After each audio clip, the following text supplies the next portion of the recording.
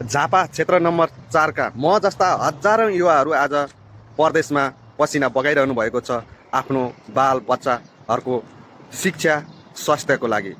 यहाँ माथि देख्न सक्नुहुन्छ तपाईँहरूले 3 हस्ती नेताहरू जो फागुन 21 गते चुनाव लड्दै हुनुहुन्छ।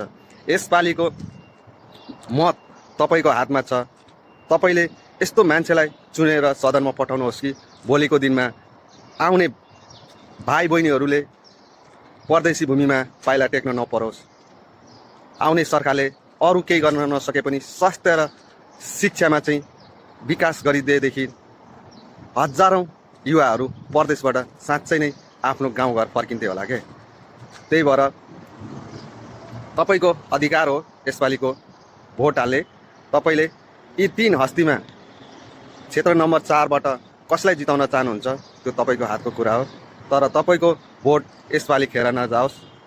म तपाईँहरूसँग, मेरा बुवा आमासँग, दाजुभाइ दिदी बहिनी सम्पूर्णसँग विनम्र अनुरोध गर्दछु, यसपालिको भोट खेर नजाओस् र यसपालि यस्तो मान्छेलाई चुनेर पठाउँ भोलिको दिनमा तपाईँलाई पनि गर्व फिल होस् कि ओहो मैले साँच्चै नै देशलाई परिवर्तन गर्ने मान्छे पठाइछु भन्ने महसुस होस्। हस् त, धन्यवाद। जय नेपाल, जय भोट।